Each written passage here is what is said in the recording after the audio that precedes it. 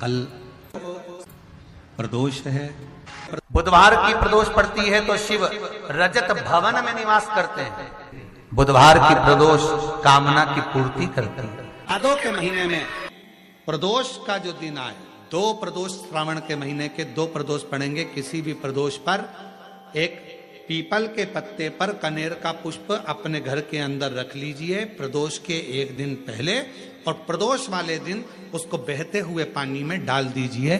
जिंदगी में जो तुम्हारे यहाँ तकलीफ चल रही है, एक उठ रहा है, एक बैठ रहा है, एक बीमार पड़ रहा है, एक ठीक हो रहा है, फिर बीमार पड़ रहा है, फिर ठीक हो रहा है, ये ठीक हुआ, फिर इसको हो गया, फिर इसको कुछ हो गया, फिर किसी को कुछ हो गया, अर्थात शिव का नाम लेकर।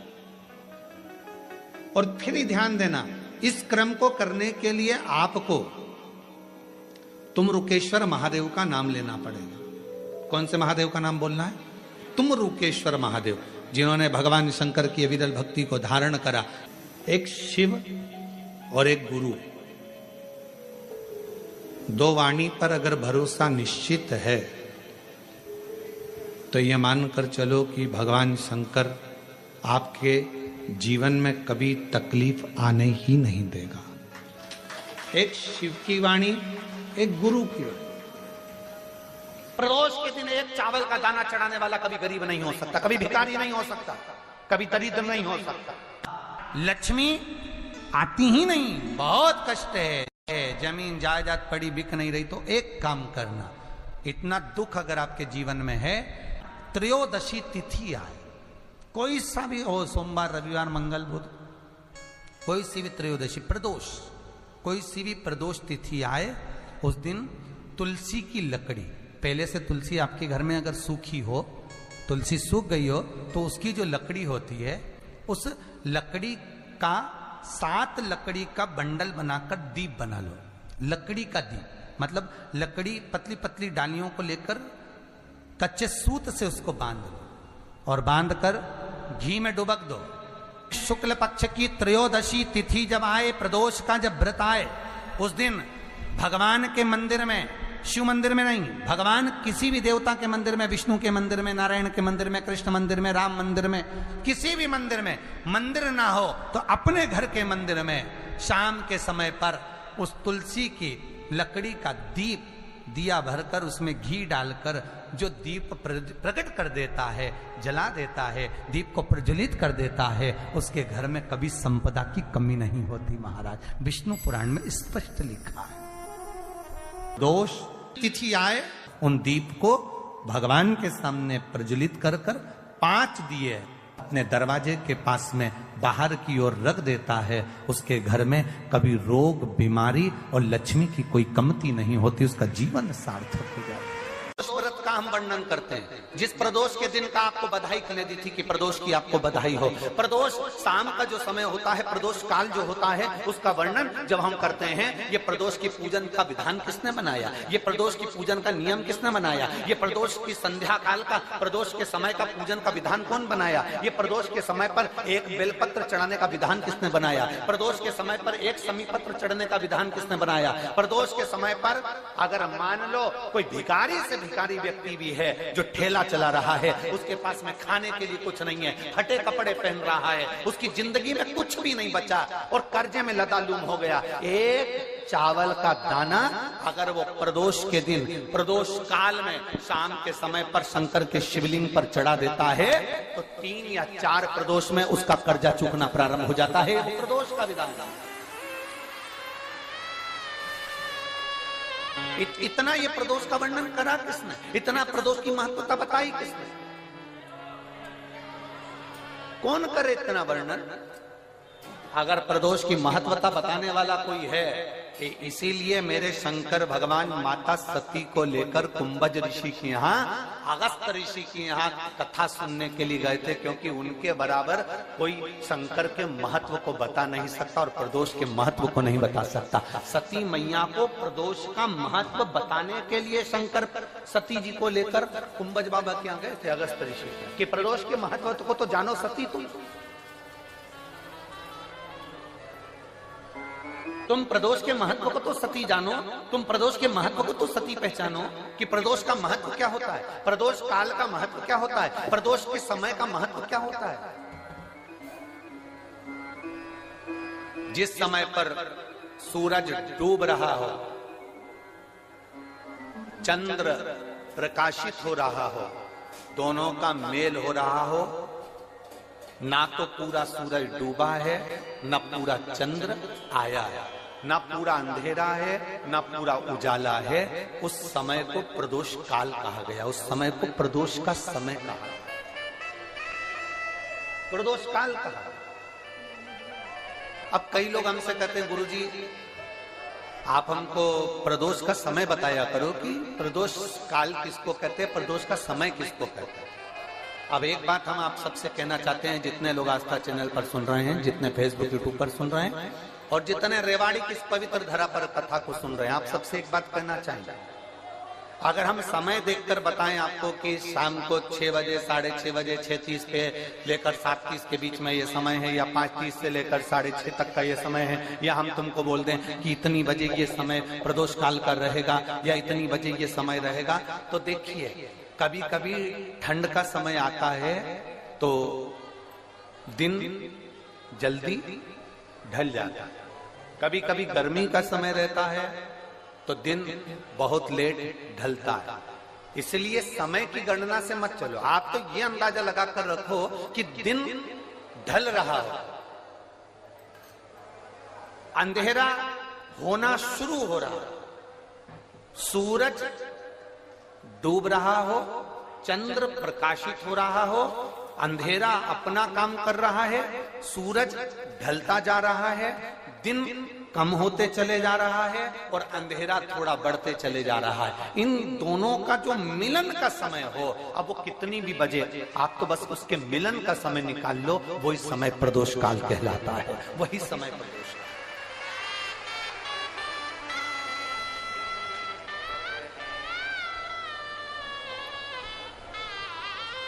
अब प्रदोष काल की पूजन का विधान किसने बनाया? कोई आपसे पूछे तो क्या बताओगे? जम के बोलो जल्दी से, कौन ने बताया था? अगस्त ऋषि। दोष है जिसके घर में पार्थिव शिवलिंग का निर्माण होता है, उसके घर में कभी लक्ष्मी की कमी नहीं होती है, वहां लक्ष्मी सदा निवास है।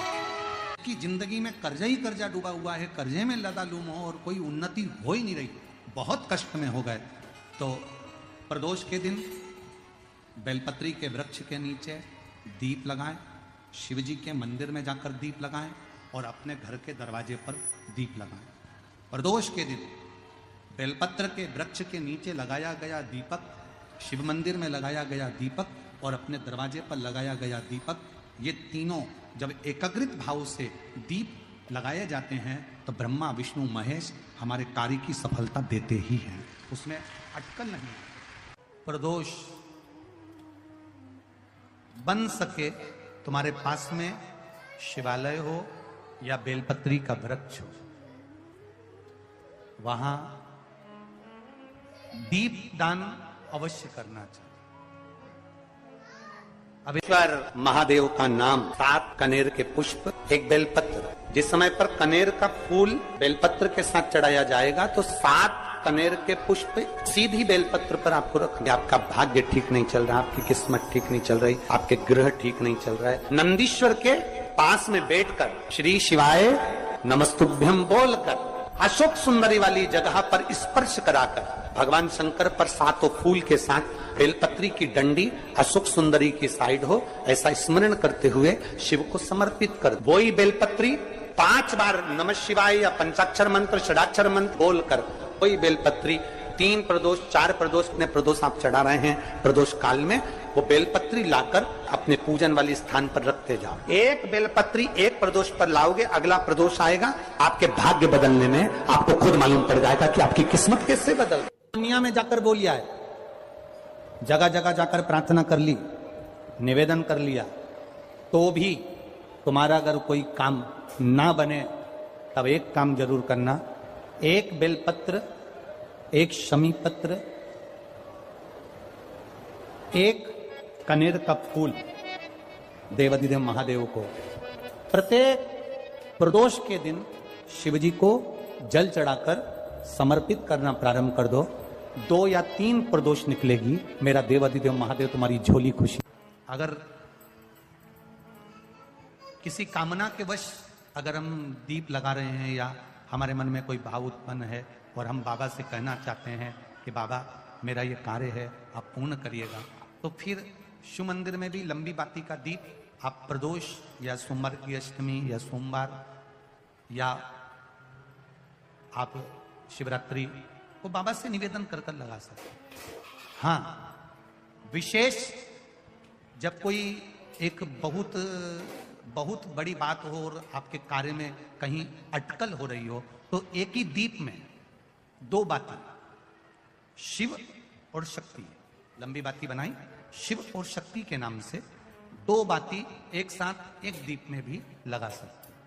मान के शिवलिंग में 3 जगह ऐसी है जहां पर पुष्प या इत्र, बेलपत्र, सुगंधित पदार्थ शंकर को समर्पित करा जाता है, तो रोग से निवारण होता जाता है। 3 स्थान, सिर्फ 3 स्थान बताएगा। पहला स्थान अशोक सुंदरी और भगवान शंकर का जो शिवलिंग रखा है उसके बीच में जो अशोक सुंदरी और शंकर भगवान के शिवलिंग के बीच में एक जगह खाली पड़ी रहती है। अशोक सुंदरी का स्थान पूर्ण होगा, शिवलिंग होगा, उसके बीच में एक स्थान खाली होता है। उस स्थान पर अगर जिस समय पर भगवान शंकर के जिस अशोक सुंदरी और शिवलिंग के बीच में जो स्थान है वहां पर अगर इत्र लगाया जाए, दूसरे नंबर पर शिवलिंग के ऊपर से लेकर नीचे के मध्य भाग में, जहां मध्य भाग है ये शिवलिंग, ये नीचे का भाग और मध्य भाग में अगर इत्र लगाया जाए, और तीसरा भगवान शंकर का जो जल नीचे की ओर गिरता है, जहां जो पट्टी रहती है पानी नीचे आने की, उस पट्टी पर अगर इत्र लगाया जाए, ये 3 स्थान इत्र लगाने के होते हैं। अगर वहां लगाया जाए तो कैसा भी रोग हो आपकी जांच अच्छी ही आएगी, बेकार नहीं आ सकती। 2 की जिंदगी चल रही है, बेलपत्र लीजिए और 7 चावल के दाने इस बेलपत्र के मध्य वाली पत्ती पर रख लीजिए। पत्र 7 चावल के दाने मध्य पत्ती पर 7 चावल के दाने, पीला चंदन को घिस कर उसकी एक गोली बनाए, एक गोली गोल कर शिवपिंडी जैसी, शिवलिंग जैसी गोली बनाकर उस चावल के दाने पर रख लो। एक स्थान पर रखकर घर के अंदर ही उसका पूजन कर लो, कर दिए से आरती कर ऐसी कैसी ही बेलपत्र अशोक सुंदरी वाली जगह पर रख दीजिए। ये किसी भी प्रदोष के दिन या किसी भी सोमवार की अष्टमी के दिन या किसी भी विशेष शिवरात्रि के दिन आप ये एक बार केवल करना है और अपने मन की कामना कर उसको रखकर बाबा को घी का 2 दिया लगाकर आ जाना है। मेरा भोलेनाथ आपका हाथ पकड़कर आपको कॉम्पिटिशन एग्जाम में विजय दिलाएगा। प्रदोष के दिन यदि आपको कहीं से शमी पत्र मिल जाए, प्रदोष के दिन यदि कहीं से आपको शमी पत्र मिल जाए और प्रदोष काल में, प्रदोष का जो समय होता है, शाम का जो समय होता है प्रदोष काल, 4 प्रदोष 5 प्रदोष आप कर देखिएगा कि आपका कोई काम है, कोई नौकरी के लिए आप अप्लाई कर रहे हैं, कोई समस्या बड़ी विकट आ गई है, कोई तकलीफ विकट आ गई है, कोई समस्या विकट आ गई है, प्रदोष के प्रदोष काल में अगर एक शमी पत्र भी आप घर के शिवलिंग को, अब ये करने के लिए आपको मंदिर पे शिवलिंग नहीं जाना, अपने घर में जो शिवलिंग, चाहे वो स्फटिक का हो, पारद का हो, कंकर शंकर का हो, लकड़ी का हो, जो शिवलिंग तुम्हारे घर में, कांच का हो, चाहे वो नर्मदा के कंकर का हो, नर्मदेश्वर हो,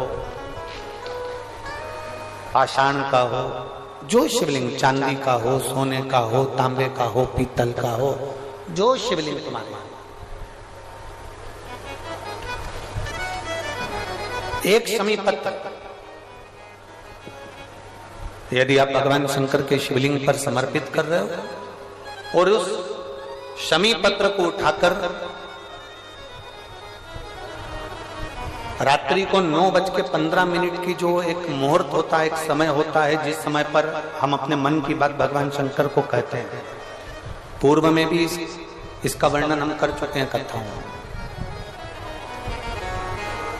उस 9:15 पर वो शमी पत्र को उठाकर एक कागज में, एक कटोरी में उसको रखते थे। 4 या 5 प्रदोष के उस समी पत्र को अपने पास में रखिए और जिस कार्य के लिए जा रहे हो उसको जेब में ऊपर के भाग में उसको रखकर लेकर जाइए। आपका वो कार्य सफल होकर ही रहेगा, वो रुक नहीं सकता। उस शमी पत्र में इतना बल होता है। प्रदोष का जो शमी पत्र होता है वो बड़ा बलवान होता है, बड़ा बल। सोमवार, प्रदोष, शिवरात्रि, सोमवार की अष्टमी, ये वो तिथियां हैं, ये वो वार हैं। अगर कोई भूल से भी शंकर भगवान के शिवलिंग का निर्माण करता है या अपने घर में रखे हुए शिवलिंग पर शमी पत्र को समर्पित कर देता है तो जिंदगी में उसका बाल बांका हो ही नहीं सकता है। प्रदोष के शमी पत्र में बल होता है।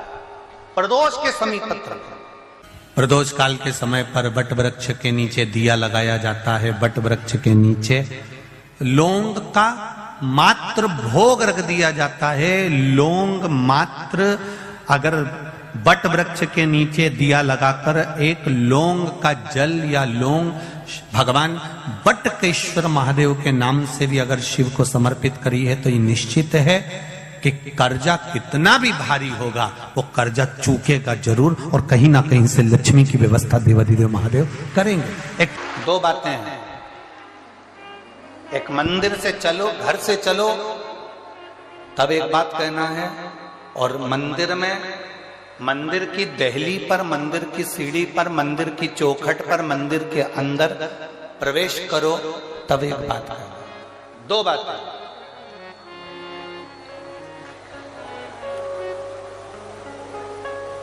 एक,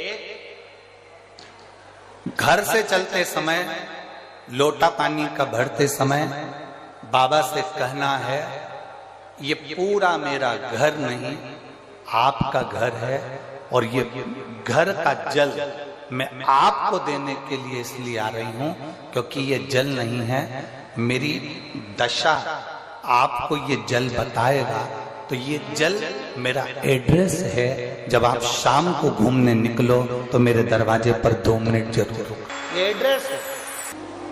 एक घर से निकलते समय कहो कि ये मेरा घर नहीं, या आपका। और दूसरा, मंदिर के अंदर जब प्रवेश करो, मंदिर की चौखट पर जब पांव रखो, मंदिर के अंदर, मंदिर की दहली पर, मंदिर के दरवाजे में जब प्रवेश करो तब भगवान भोलेनाथ जी से कहना मैं जैसा भी हूं और मेरे घर के लोग जैसे भी हैं सब आपके हैं और आप हमारे हैं, बस इतना याद रखना और कुछ नहीं। 5 स्थान पर लगाया गया चंदन व्यक्ति को बाधाओं से बचा लेता है, विपदाओं से बचा लेता है। जैसे पंचदेव का पूजन, शिव पंचायत का पूजन बाधाओं से बचा लेता है, विपदाओं से बचा लेता है। कई मंदिर ऐसे होते हैं जहां पर शिव पंचायत नहीं होती है। कई मंदिर ऐसे होते हैं जहां पर शिव पंचायत के देवता नहीं होते हैं। शिव पंचायत में सूर्य देव, भगवान नारायण, माँ जगत जननी, भगवान देवाधिदेव महादेव, स्वयं भगवान श्री गणेश जी महाराज, ये 5 देव शिव पंचायत के मूल देवता माने। पर कई मंदिर ऐसे हैं जहां पर शिव पंचायत में सूर्य देवता का मंदिर में मूर्ति नहीं है, या भगवान विष्णु की मूर्ति नहीं है, शंकर जी की मूर्ति के, तो यहाँ शिव पंचायतन का पूजन का स्मरण करते हुए वर्णन किया गया लिंग पुराण के अंदर कि शिवलिंग में 5 जगह ऐसी होती है जहां पर अगर चंदन का लेपन कर दिया जाता है तो विपदा, बांधा, तकलीफें, कष्ट दूर होता चले। 5 स्थान बता, उसको समझिए।